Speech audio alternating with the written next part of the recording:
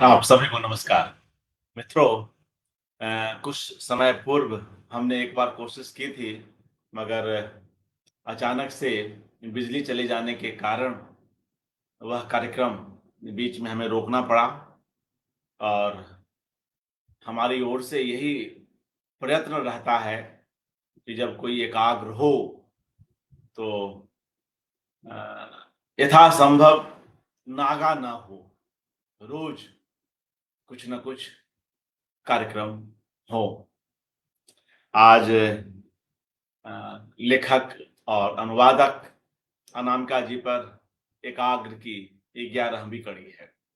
लगातार हम उनके जन्म दिवस के बहाने उन पर यह एकाग्र कर रहे हैं।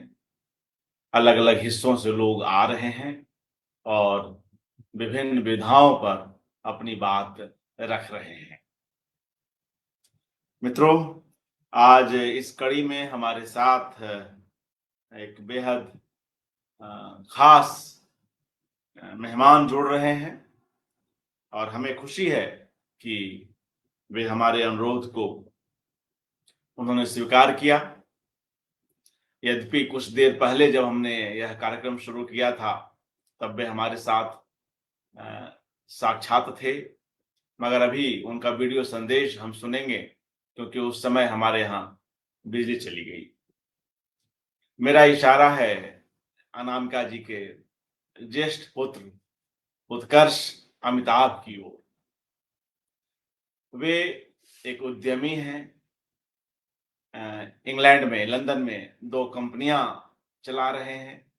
साथ में अपने क्षेत्र से जुड़े विषयों पर लेखन कार्य भी कर रहे हैं।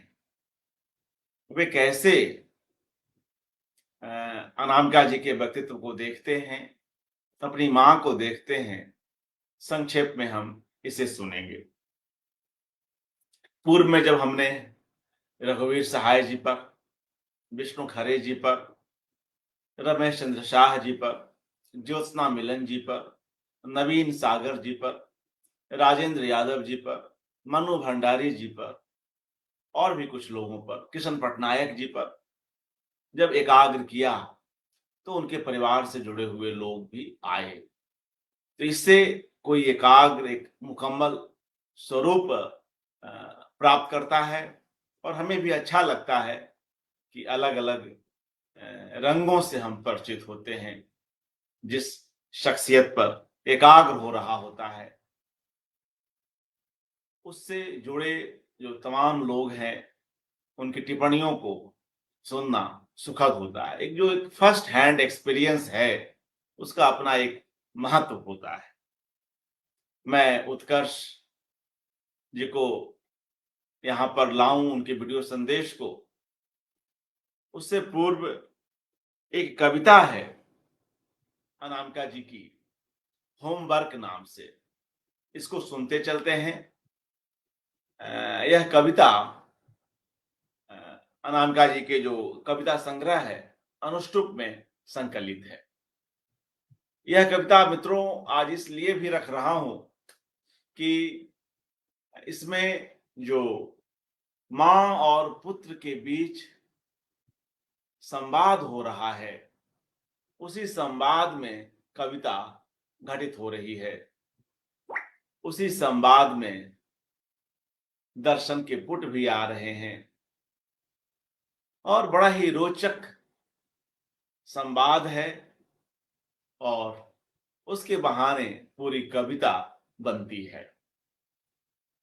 एक लेखक कहाँ से क्या कच्चा माल उठा लेता है, कई बार हम नहीं जानते। आस पड़ोस, देश विदेश, यह चरित्र वह चरित्र, कहीं से वह कुछ भी उठा सकता है और यह उसके लिए उचित ही है। तो मित्रों, आइए हम पहले इस कविता को सुनते हैं। होमवर्क, अनुष्टुप संग्रह से अनामिका जी की कविता। अब मैं थक गया मां, अब मैं थक गया मां, अगला होमवर्क तुम ही कर दो।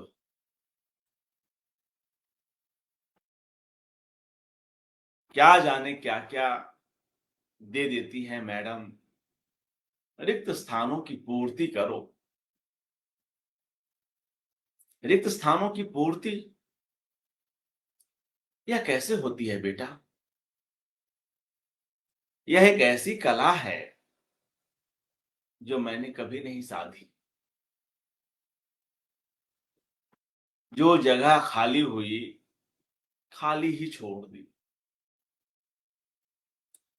और ठीक से देखा जाए तो फाकों, दरारों और डैशों से भरी हुई है सबकी जिंदगी।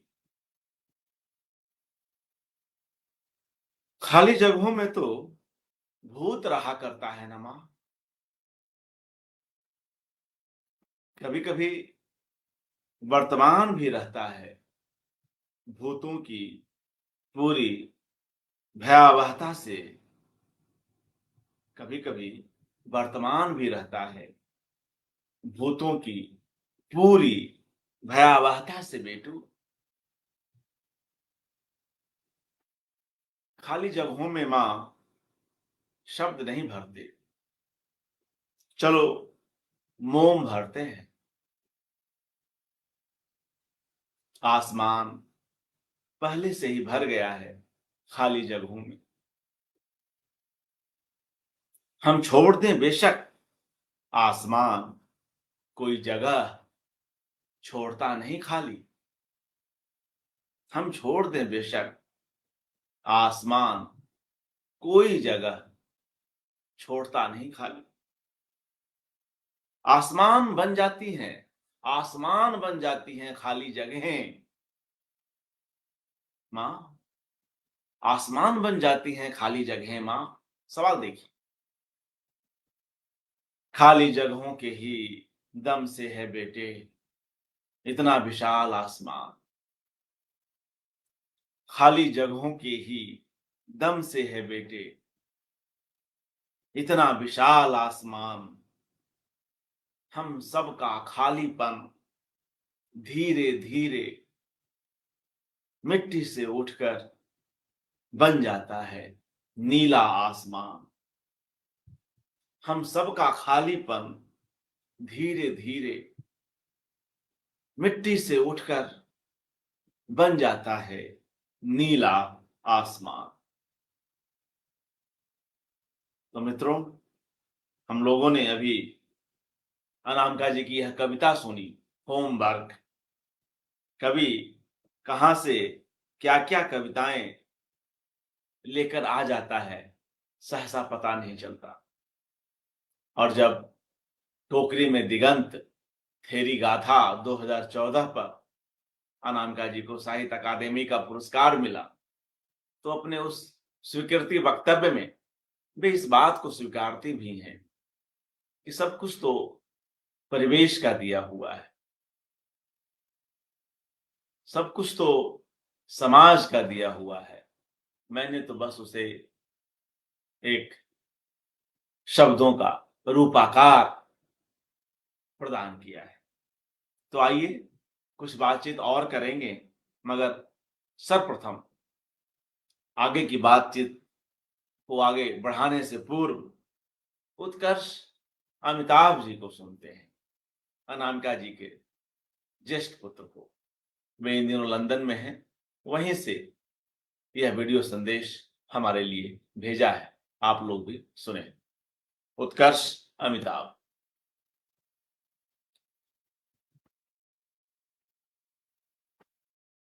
Namaskar, मेरा नाम उत्कर्ष है and I'm calling from London. Today I'm here to discuss the impact of my mum's writing on the way I think and the way that I've led my life so far. She's been a remarkable friend from the very beginning. I can't think of a single day where we haven't discussed ideas, where she hasn't asked me how I am and given me a piece of insight that has helped me rethink some of the important assumptions. I've had an adventurous career, building companies, working in corporate, studying at Oxford, France, INSEAD, and so forth. I've written books, I've basically danced around my career, my life, my work, my choice of partner, the relationships that I've had. In a way, I think of it as jazz, I think of it as dance. And that dance comes from, having a best friend who intuitively understands the epicenter of your emotions. And I consider myself quite blessed to have somebody like that. I've gone through ups and downs in my life. Um, I've gone through some difficult moments, and I consider myself really lucky that in those moments, uh, a little bit of poetry, a little bit of literature, and the comfort and love of a person who is brilliant, has been right next to me.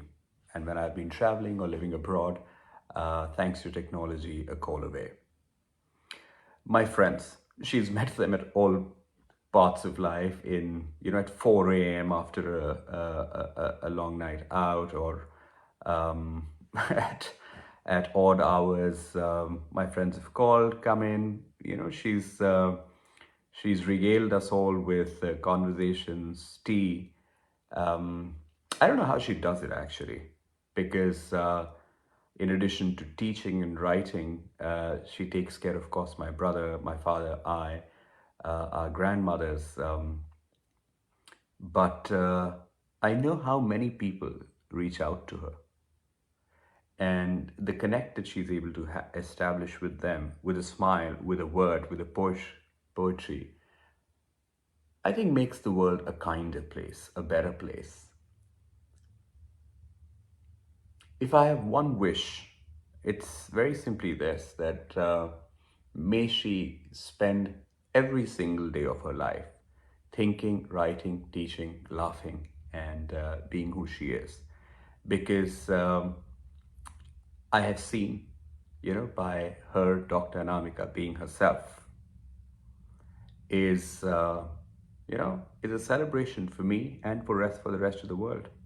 और आप सब लोग जो इसको सुन रहे हैं, you're very much a part of the broader community that she's built, and I'm part of that. And thanks to this video, which I'm recording on a Sunday evening, but just doing this made me happy, and I hope listening to it leaves you with a smile. Thank you very much. शुक्रिया, शुक्रिया उत्कर्ष जी। बेहद कम समय में हमारे अनुरोध को स्वीकार करते हुए यह वीडियो भेजने के लिए बीच में ही समय निकालकर, मित्रों, हम सभी जानते हैं कि वहां का समय हमसे पीछे है, तभी वे अपने कुछ कार्यालय में ही व्यस्त थे। उसी में समय निकालकर उन्होंने यह वीडियो भेजा, क्योंकि हमारी ओर से कोशिश यही रहती है कि जब एकाग्र शुरू हुआ है तो हर रोज कुछ न कुछ सामग्री आती रहे। मित्रों, आगे बढ़ते हैं। इस अवसर पर कार्यक्रम के अंत में हम लोग कुछ चित्र भी देखेंगे, जिनमें अनामिका जी हैं, उनके दोनों बच्चे हैं, दोनों बेटे हैं, दोनों बहुएं हैं, उनके पति हैं, और भी कुछ एक चित्र। मगर इसके पूर्व एक दो और कविता सुनते चलते हैं और उसके बाद इस कार्यक्रम को आगे बढ़ाते हैं। मैंने अनामिका जी से चर्चा करते हुए यह जानने की कोशिश की कि उत्कर्ष जी से जुड़ी हुई कौन कौन सी कविताएं हैं। कुछ कविताएं उन्होंने उत्कर्ष से जुड़ी हुई लिखी, जो भी बच्चों पर लिखी, बेटों पर लिखी, और कुछ कविताएं छोटे पुत्र उन्नयन पर भी केंद्रित हैं। तो आज चूंकि उत्कर्ष जी हमारे साथ जुड़े हुए हैं, तो उनसे जुड़ी एक और कविता पढ़ता हूं, अनामिका जी का लिखा हुआ बीज गणित। बीज गणित यह, मित्रों, अनामिका जी के कविता संग्रह दूब धान में संकलित है। बीज गणित पढ़ता हूं। मां, मैं अदृश्य हुआ जाता हूं। मां, मैं अदृश्य हुआ जाता हूं। ऊंचे पहाड़ एक किताबों के बना गए हैं मुझको एक नया इनविजिबल मैन। ऊंचे पहाड़ एक किताबों के बना गए हैं मुझको एक नया इनविजिबल मैन। अस्थिर, बेचैन, अस्थिर, बेचैन, पर मुझको देह चाहिए। पर मुझको देह चाहिए। दो मुझको फिर जन्म दे दो। दो मुझको फिर जन्म दे दो। इस बार एक नई धरती पर जो इससे ज्यादा हरी हो, मुलायम भी। अभी एक पिंजरा हूं मां, अभी एक पिंजरा हूं मैं। मुझ में भरे हैं बहुत सारे पंछी, साइबेरिया के परिंदे, तोते अफ्रीका के, और तुम्हारी उन लोक कथाओं की धोबिन चिरैया, और तुम्हारी उन लोक कथाओं की धोबिन चिरैया, लोटन कबूतर, बटेर और तीतर, सब मेरे भीतर करते हैं छटर पटर। सब मेरे भीतर करते हैं छटर पटर। एक बार खोलो, एक बार खोलो इस पिंजरे के द्वार। उड़ लेने दो मेरे भीतर के सब पंछियों को। उड़ लेने दो मेरे भीतर के सब पंछियों को आकाश के पार। आकाश खुद भी तो पंछी है। आकाश खुद भी तो पंछी है। बादल के पंख खोल, बादल के पंख खोल, उड़ता चला जाता है एक अनंत से दूसरे अनंत तक। एक अनंत से दूसरे अनंत तक। एक पंख आकाश भी मुझ में गिरा गया है। एक पंख आकाश भी मुझ में गिरा गया है। जैसे कि मोर नाचते नाचते गिरा जाते थे नानी की छत पर। जैसे कि मोर नाचते नाचते गिरा जाते थे नानी की छत पर। मुझ में बहुत सारा नाच भरा है।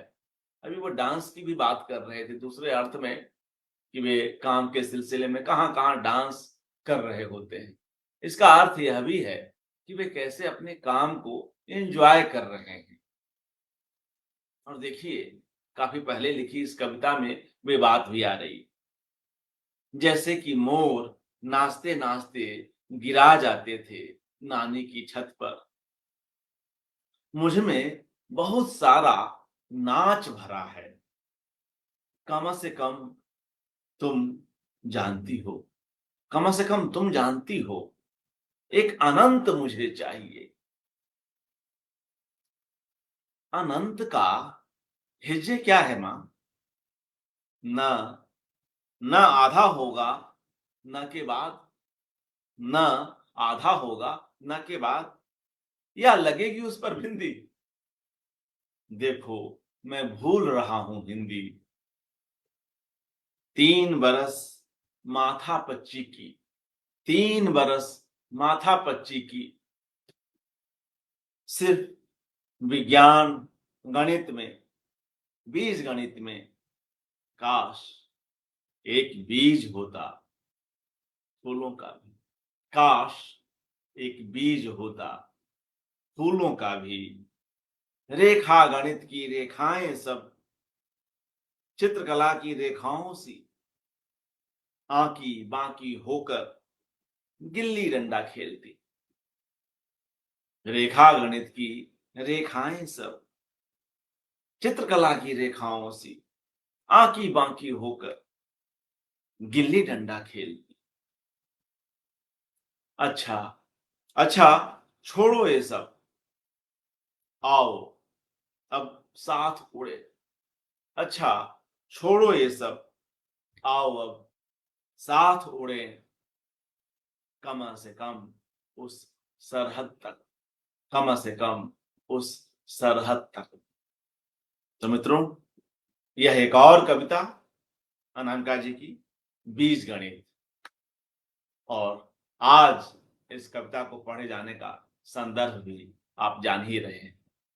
तो आइए एक आध कविता और पढ़ के इस कार्यक्रम को, आज की इस कड़ी को विराम देंगे, मगर उसके पूर्व कुछ एक चित्र देख लेते हैं जिनमें अनामिका जी और उत्कर्ष अमिताभ और दूसरे परिवार के लोग उपस्थित हैं। ये जिस उत्कर्ष को आपने सुना, वह नन्हा उत्कर्ष अपनी मां के हाथों में, ये आज का उत्कर्ष। ये दोनों बेटे अनामिका जी के, उत्कर्ष और उन्नयन, एक लंदन में है उत्कर्ष, उन्नयन हांगकांग में। ये अनामिका जी का पूरा परिवार, बिंदु अमिताभ उनके पति, उत्कर्ष, अनामिका जी, उत्कर्ष जी की पत्नी जो अनामिका जी के साथ में है, और जो आगे दो बैठे हुए हैं अनामिका जी के छोटे पुत्र उन्नयन और उनकी पत्नी। ये कुछ एक अलग अलग जगहों पर उत्कर्ष अपनी मां के साथ, अनामिका जी अपने पुत्र उत्कर्ष के साथ। ये भी आप देखिए, उत्कर्ष की कुछ एक पुस्तकें भी हैं जो वे लिखते रहे हैं अपने क्षेत्र से संबंधित। तो मित्रों, इस तरह से हमारी कोशिश रही आज की इस कड़ी को आप तक पहुंचाने की। अच्छा होता कि हमारे साथ ऑनलाइन बने रहते उत्कर्ष जी, लेकिन एक बार वे आए मगर यहाँ बाधा आ गई तो फिर संभव नहीं हो सका।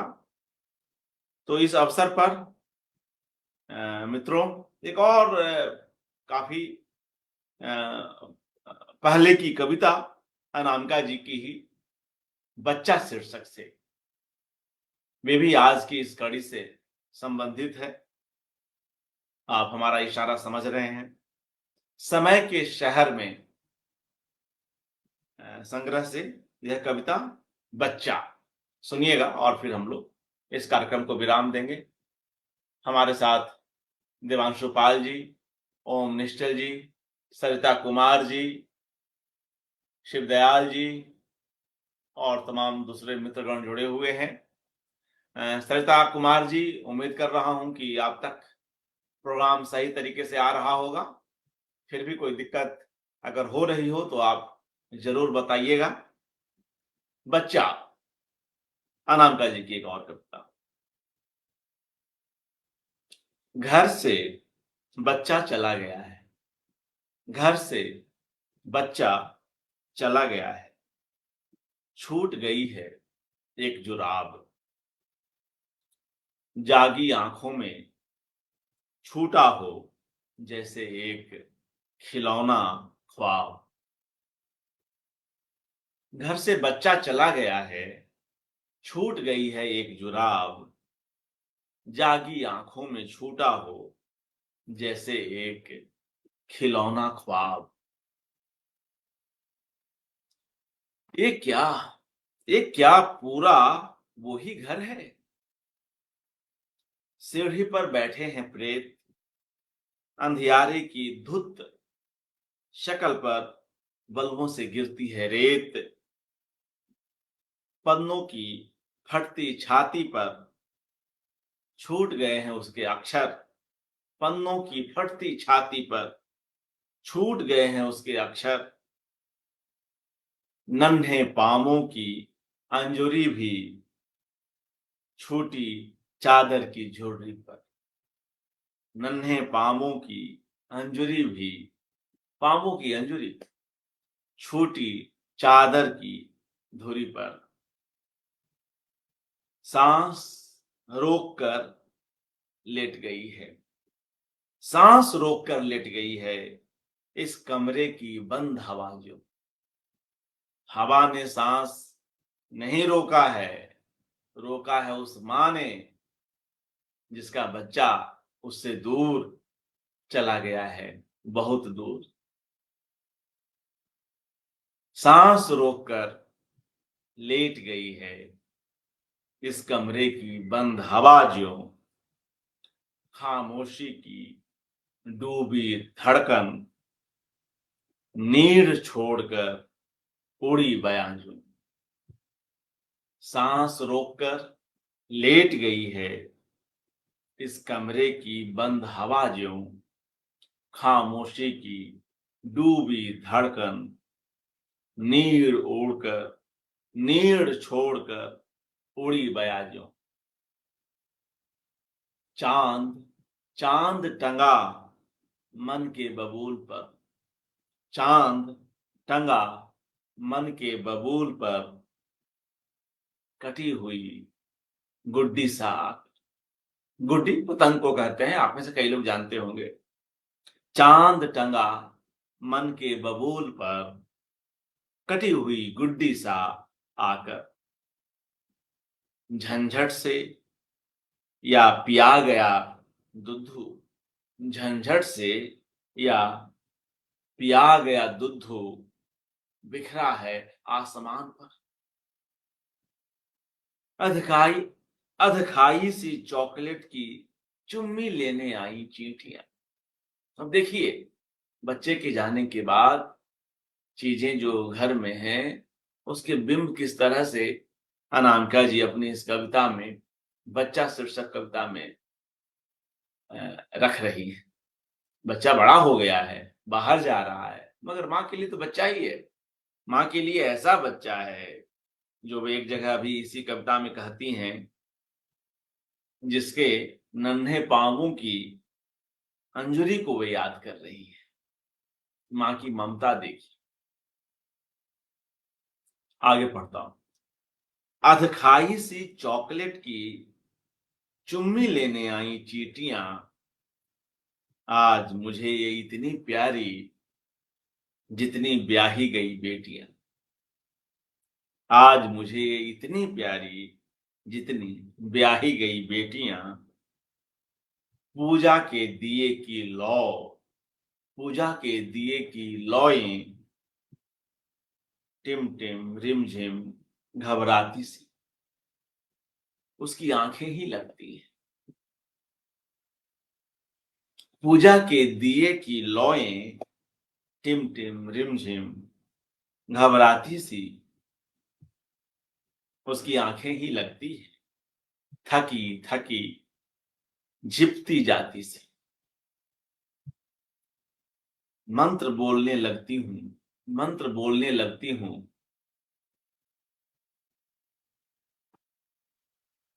मंत्र बोलने लगती हूं तो मुंह से निकले उसकी बोली।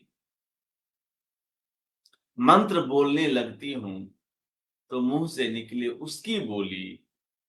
वही ठुमकती गदबद बातें, वही मचलती मस्त ठिठोली। वही ठुमकती गदबद बातें, वही मचलती मस्त ठिठोली।